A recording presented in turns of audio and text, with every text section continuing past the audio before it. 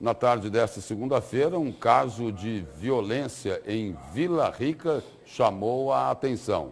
O juiz Carlos Eduardo Moraes e Silva foi baleado dentro do fórum do município por um réu durante uma audiência de custódia. Um policial que se encontrava no fórum naquele momento acabou intervindo e atirou no agressor, que morreu no local. O que chama a atenção é que este não é um caso isolado de violência contra magistrados em Mato Grosso.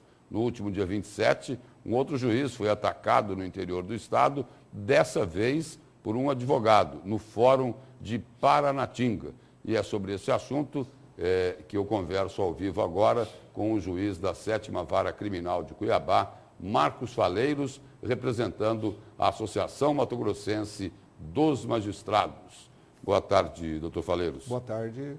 Agora, esses casos aí, nós citamos aqui 2 casos, mas tem mais casos de agressões aí, de tentativa, pelo menos, de agressões contra magistrados. A segurança que está falhando? Qual o problema aí? Exatamente, ocorreram nos últimos dias 4 casos, né? Um caso de ameaça por uma facção criminosa contra o juiz, houve um caso lá de Paranaíta, salvo engano, durante um júri foi arremessada uma garrafa de água e tiveram esses 2 casos, exatamente o do juiz que foi baleado ontem e o juiz que foi agredido por um advogado em Paranatinga.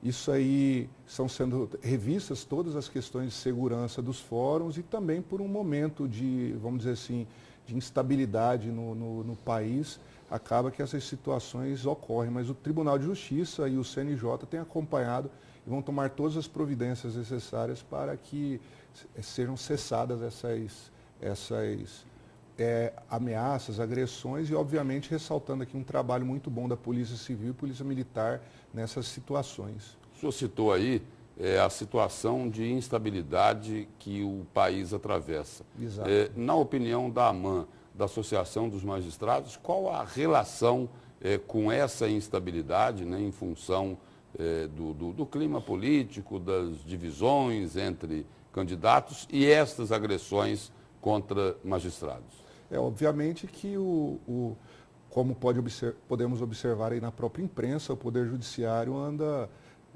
fazendo dever de casa. As coisas andam acontecendo não só no estado de Mato Grosso, como em todo o país, não só com relação a colarinho branco, como as organizações criminosas, facções, etc.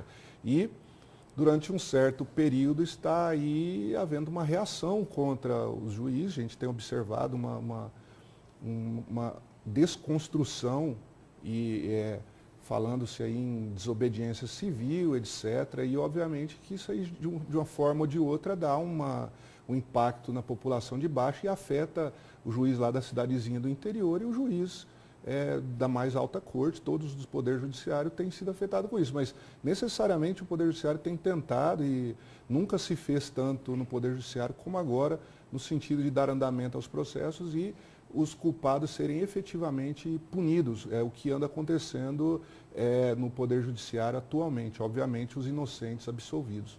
As facções criminosas que têm uma atuação muito, mas muito forte mesmo nos presídios, estão insatisfeitas, então, com as decisões judiciais, enquadrando essas facções. Em geral, todas as organizações criminosas, o Poder Judiciário tem atuado, obviamente com um trabalho brilhante da Polícia Civil com relação às facções do estado de Mato Grosso, só que nós caímos num problema grave que eles acabam que controla o delito já encarcerados e dentro da prisão. Aí, há um problema grande porque a Polícia Civil funciona, o Judiciário funciona e o cidadão de dentro da cadeia movimenta dinheiro e continua a tocar o crime, entendeu? Isso aí, de uma certa forma, a pessoa controlar o sistema de dentro de uma prisão, isso é uma coisa, de certa forma, inadmissível e que acaba prejudicando a atuação dos outros órgãos do sistema de justiça criminal. Fale aí, doutor, quem controla o sistema penitenciário,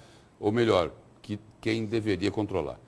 Também toda uma situação, o próprio Poder Judiciário hoje é protagonista de várias situações, porque outros setores do Estado não estão funcionando a contento.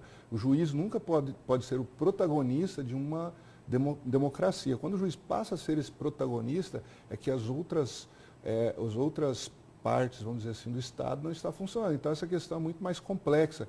Aí, desde a ocupação do Estado nos bairros, que hoje, basicamente, uma liderança local num bairro mais humilde é um criminoso, um delinquente, a polícia muitas vezes entra lá para prender o pai de alguém e tal, perde-se a legitimidade do Estado e culmina num caos, o sistema prisional, que obviamente, por falta de investimento, etc., hoje são todas masmorras medievais controladas por crime organizado. O sistema prisional hoje no Brasil é assim. O senhor faz parte de uma vara aqui em Mato Grosso, a 7ª vara Exato. criminal, que se tornou famosa não só pelas facções criminosas, mas também por atuar aí no combate aos crimes ligados ao colarinho branco. Exato. Ou seja, os crimes que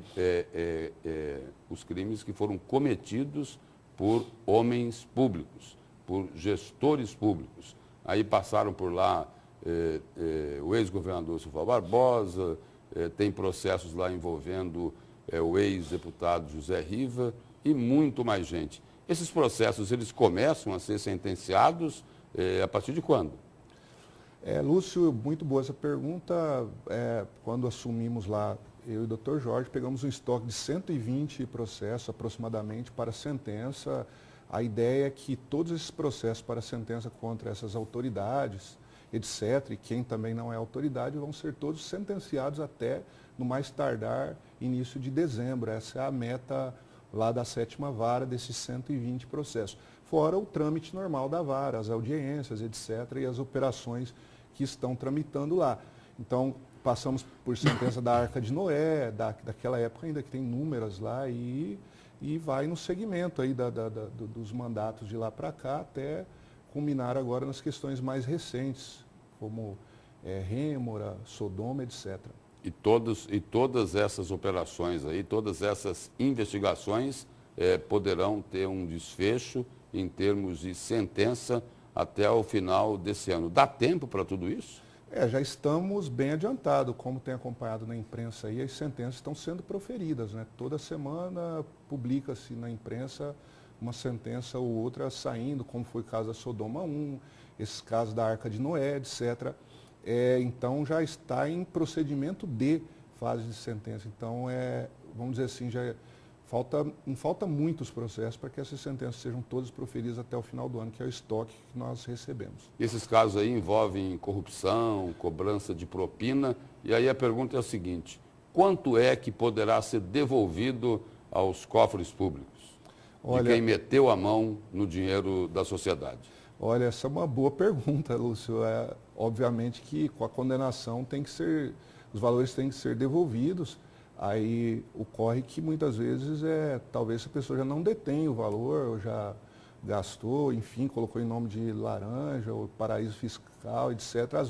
Muitas vezes alguns desses valores não serão restituídos. Porém, na maioria dos processos, é importante ressaltar que uma atuação boa da polícia e do Ministério Público, existem vários bens que estão bloqueados, constritos, vamos dizer assim. Então, esses bens, obviamente, vai dar perdimento, e esse perdimento vai reverter em favor do Estado de Mato Grosso para políticas, sobretudo na área de segurança pública. Muito obrigado pela presença e pelas informações do senhor aqui no Jornal do Meio-Dia.